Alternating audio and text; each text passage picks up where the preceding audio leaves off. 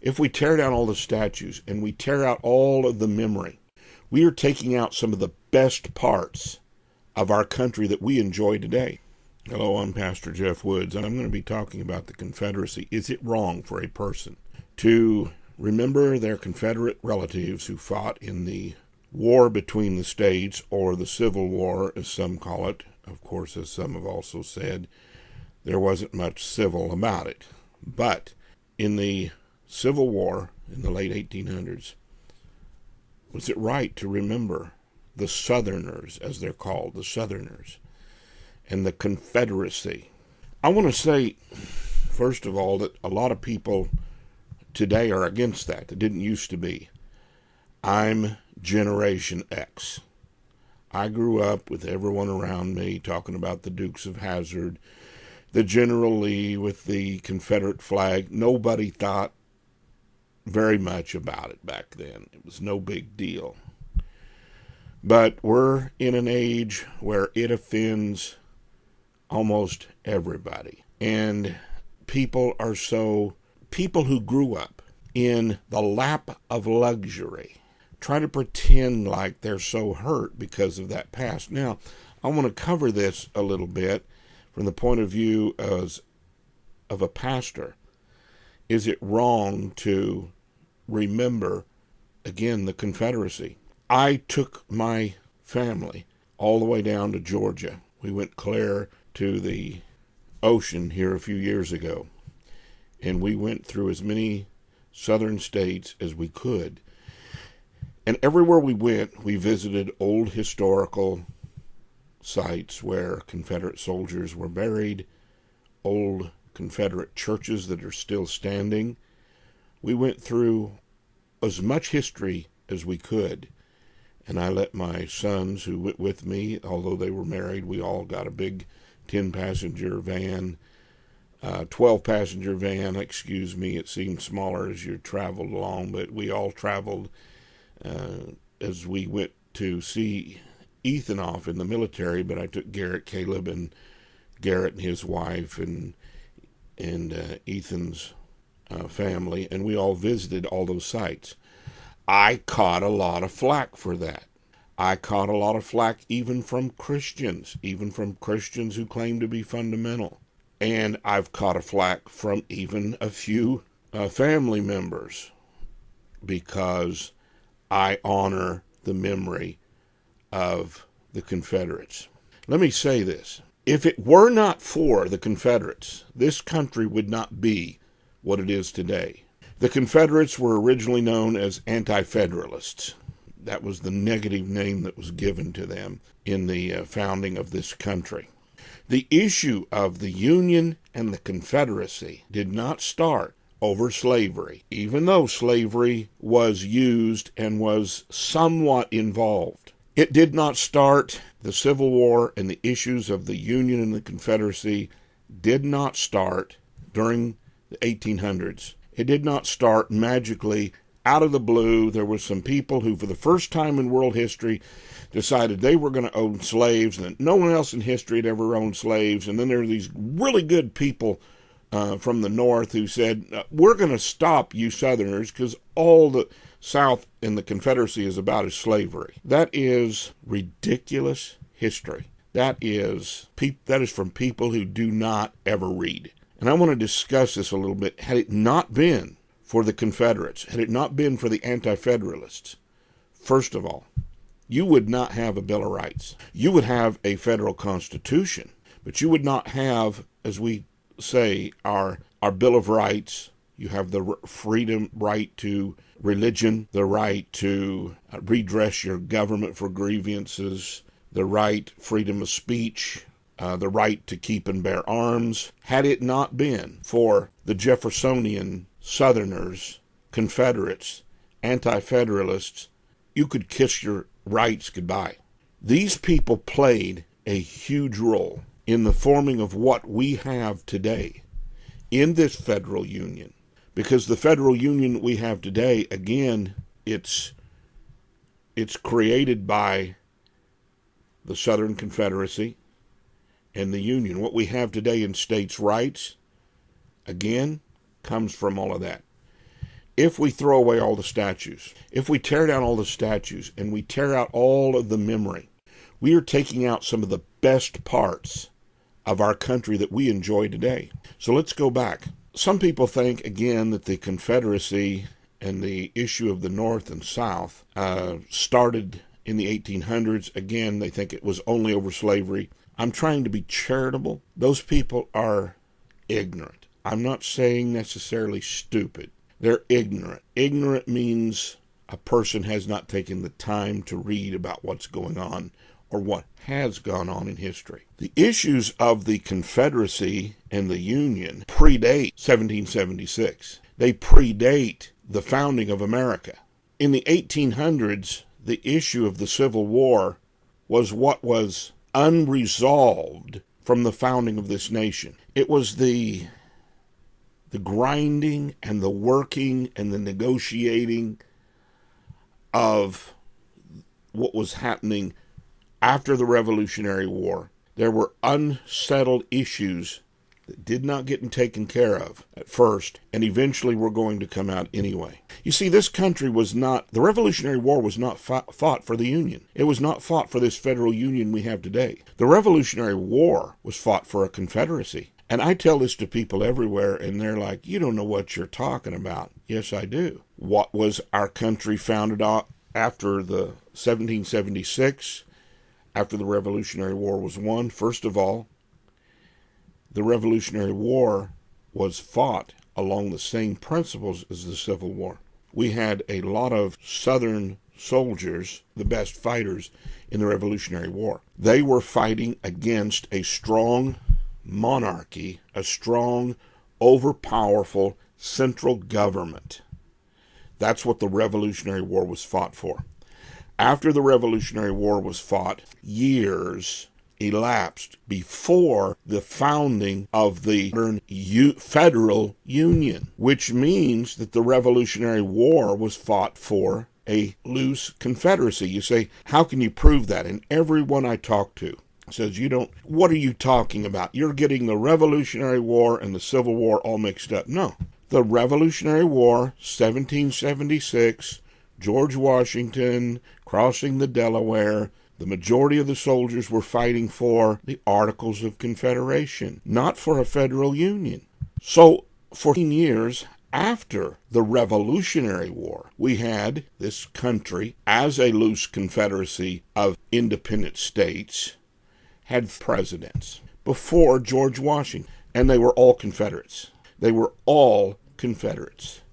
Because, let me say this again, they did not have a federal constitution. They had the Articles of Confederation, meaning that this country was originally founded as a confederacy by men who held to a loose confederacy and who were fighting for states' rights and the original 13 colonies and their right to break away from a solid federal government under the King George. Now, during that years, you had some great men, and they were president, but the presidency had very little power. The Articles of Confederation, I've heard all of my life, offered so little power to the federal government that they said America couldn't succeed. But Jefferson brought out his arguments. Thomas Jefferson brought out his arguments that during this time, under the Articles of Confederation, under the Confederacy, we fought the largest military in the world and won, even though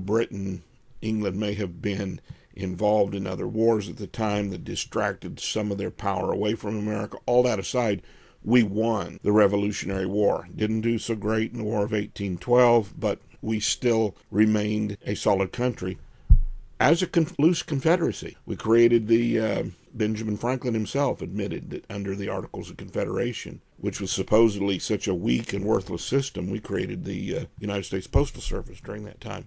There were a lot of great things that happened just with each nation or each state being independent and without a monarchy or a partial monarchy, which is what the founders called the new federal government. They said the president now has become a partial monarch for a short period of time. However, again, let me reiterate, America was founded as a confederacy, not a union. The Revolutionary War was fought for a confederacy and not for a union. The issues of slavery were being somewhat discussed at the founding of the country. Slavery was an issue that was a side issue during the Civil War, but anyone who studied history knows that whenever one nation wanted to defeat another nation, they would always stir up a slave revolt. From my understanding of history, I do believe that the Union was using slavery as a slavery revolt issue to weaken the South. There were a lot of issues that were not being resolved. The Union was not listening. The North was not listening carefully to the issues besides slavery of the South, of the abuse financially of the South, the great cotton, the taxation of the ships, and having to do with the cotton, the selling of the South. There were a lot of issues the North was not paying attention to, and not recognizing states' rights in a lot of other issues besides slavery. But nonetheless, it was the Southerners and it was the Confederacy that gave America the Revolutionary War, gave America our independence, that gave America the Bill of Rights. Now let's look at the Bill of Rights. We had the Federalists who, under Hamilton, who just wanted a constitution. They absolutely did not want a Bill of Rights. It was the Confederates or the anti-federalists who were pushing for the Bill of Rights. You can mock the Southerners all you want. You can mock the flags of their time. You can tear down their statues. But I'll double guarantee you it was the Confederates and the anti-federalists who were the ones that gave everyone or enumerated the God-given Bill of Rights, the truncated Bill of Human Rights put in the Constitution. The Federalists did not want that. It was the anti-federalists who pushed and got that put in the Constitution. The right to freedom of speech, the right to religion, the rights of the individuals, and the rights of the states were put in there by this horrible Confederacy. And so so you had your Revolutionary War. We had relatives of Robert E. Lee in this Confederacy before 1776 and the Union was established. During the time of the Civil War, I find it very interesting that one of the biggest advocates for the Union in England and one of the biggest agents for the Union was none other than the great and powerful Karl Marx. Now, Karl Marx he traveled for a number of years during the Civil War around England, and he encouraged the textile industry, the businesses that were making the clothes from the southern cotton in America being shipped over to England. Those owners and the workers inside of those textile cloth-making businesses, they were 100% behind the South. They did not like the blockade. Of course they didn't. They weren't getting their cotton. And it was Karl Marx, the communist, who spent several years traveling from town to town in England, encouraging the people to wait a few years for the workers to back the South. And so it was Karl Marx, the communist, and when he wrote a letter to Abraham Lincoln, he encouraged Abraham Lincoln, and he explained why he wanted the South to fail. And he talked, of course, about slavery, but he said the aristocrat. He spoke of the great landowners in the South and the plantations. And he said all of this needed to be crushed. He said the South need to redistribute the wealth and the property away from individuals owning property and redistribute it to everyone. Absolutely, Karl Marx was 100% behind the destruction of the Southern Christian principles and one thing and the other. and land ownership of the Southerners. And a lot of people don't know that. Ownership of the Southerners. And a lot of people don't know that. But he was an agent for the North. Now, also some other things that I find ironic about the North and the South, and everyone says it's all about slavery, even though slavery, of course, did play a role to a certain extent. I understand that. But what's so hypocritical about it all is, Ulysses S. Grant was the general, the leader in charge of the North, and he traveled around on his campaigns with a woman slave by the name of Jules, who was named after his wife. So here's the great leader of the North, fighting against slavery, who took a slave with him everywhere he went. And Ulysses S. Grant's home, and I hear a lot of people argue with me on this, they get all upset, but look at the pictures. Ulysses S. Grant's home had slave quarters. They had owned slaves. This idea that the North just had this bleeding heart for the slaves is ridiculous. Slavery was an issue. And I know there's a lot of people on the side of the Confederacy said, oh, slavery doesn't play any. It did play a role, but not a major role. And it wasn't the major issue. The capital, Washington, D.C., was built by slave labor.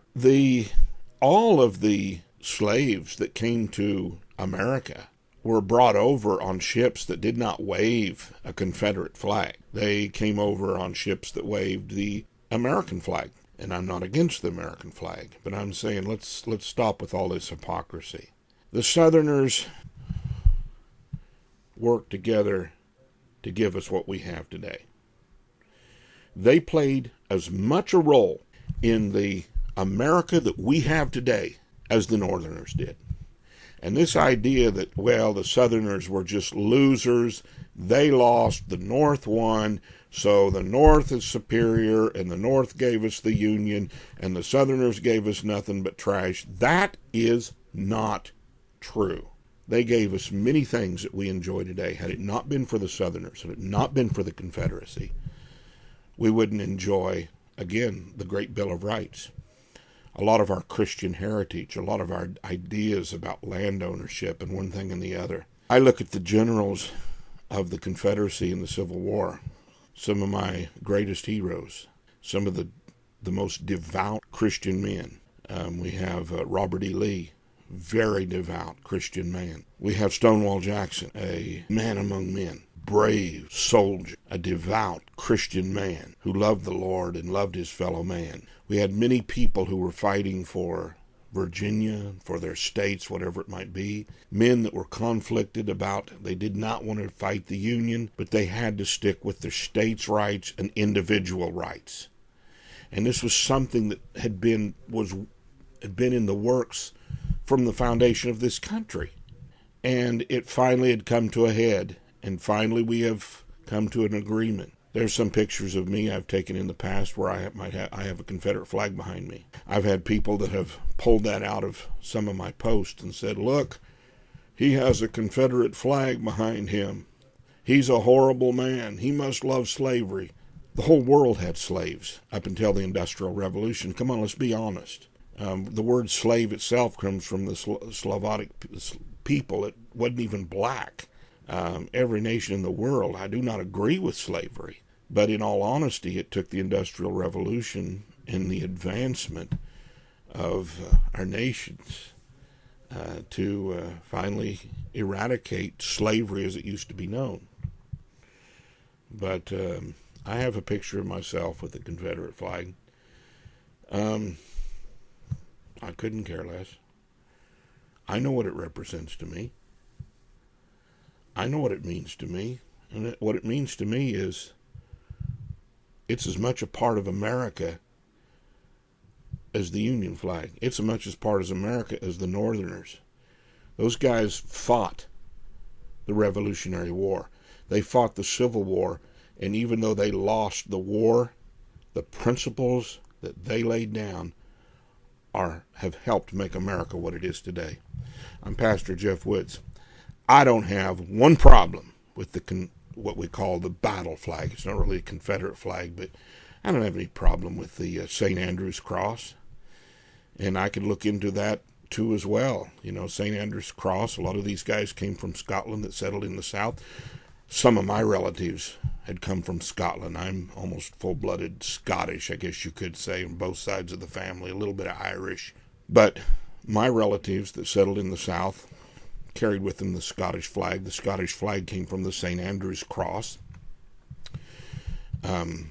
which represented St. Andrew going clear back to the time of the Bible. And we have the cross that was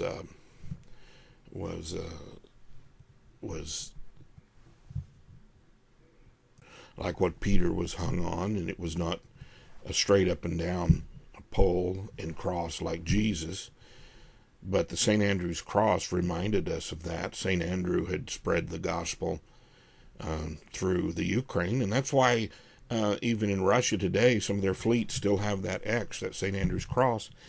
We see in Scotland, the patron saint of Scotland was St. Andrew, and there was St. Andrew's cross, and that came to the south, and of course became what they called a battle flag. It really wasn't the main flag of all of the southern states, I guess you could say, but who cares? Who cares? You know, who really cares? There's no sin in it. There's nothing wrong in it. And I'll end with saying this. I do love the country I have. I do enjoy the country I have. And I still honor the flag because it represents our country, not necessarily the present government. And I have no problem with waving the American flag. I also have no problem with showing the Confederate flag as well, because they all work together. Both parts came together to make one. And I'm not going to forget our Southern heritage.